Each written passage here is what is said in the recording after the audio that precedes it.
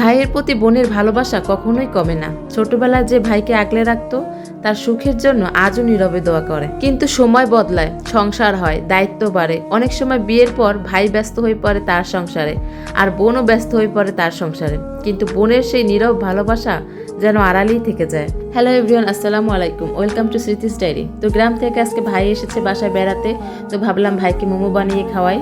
একজন ভাইকে তার বোন যতটা ভালোবাসে, যতটা ত্যাগ স্বীকার করে তার জন্য, একজন ভাই ঠিক ততটা ভালোবাসে কিনা জানি না, কিন্তু ততটা ত্যাগ কখনোই স্বীকার করতে পারে না।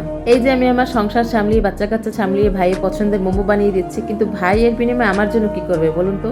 কিছুই করবে না। বিয়ের আগে তো যেমন তেমন, কিন্তু বিয়ের পরে ভাইয়েরা তো একদমই ভুলে যায় বোনদেরকে। কিন্তু বোনেরা তো কখনোই ভাইকে ভুলতে পারে না, কারণ বাবা মা মারা যাওয়ার পর বাবার বাড়ির সাথে সম্পর্কের সুতাটা এই ভাইয়ের সাথেই জড়িয়ে থাকে। একটা বোন জন্মের পর থেকেই তার ভাইকে নিজের সবচেয়ে বেশি আপন মানুষ মনে করে। ছোটবেলায় ভাইয়ের জন্য নিজের পছন্দের সব খাবার ছেড়ে দেয়, নতুন জামাটা আগে ভাইকে দেখায়। ভাই অসুস্থ হলে রাত জেগে ভাইয়ের জন্য দোয়া করে। ভাইয়ের হাসিতে সে হাসে, আবার ভাইয়ের কষ্টে সে কাঁদে। কিন্তু একটা সময় পর সবকিছুই বদলে যায়। ভাই বড় হয়, তার সংসার হয়, নতুন দায়িত্ব আসে।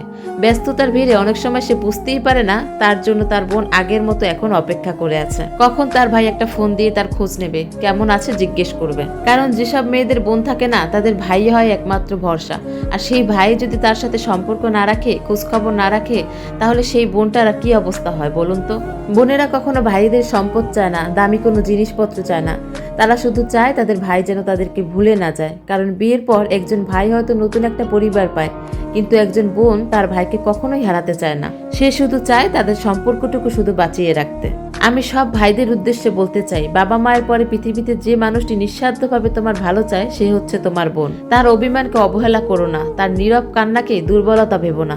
কারণ একদিন হয়তো সেই বোন আর কিছুই চাইবে না, শুধু দূর থেকে তোমার সুখের জন্য দোয়া করবে। তাই যাদের বোন আছে তাদেরকে বলবো, বোনকে সময় দাও, বোনের খোঁজ খবর নাও। কারণ সম্পর্ক দূরত্বে ভাঙে না, সম্পর্ক ভাঙে অবহেলায়। বোনের কাছে ভাই মানে নিরাপত্তা, ভরসা এবং পৃথিবীর সবচেয়ে আপন একজন মানুষ।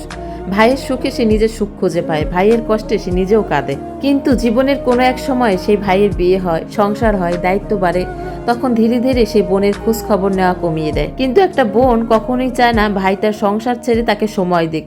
সে শুধু চায় ব্যস্ততার মাঝেও তার ভাই যেন তার খোঁজ নেয়। তো যাই হোক, কথা বলতে বলতে কিন্তু আজকে আমার চিকেন মোমোগুলো অলরেডি ডান।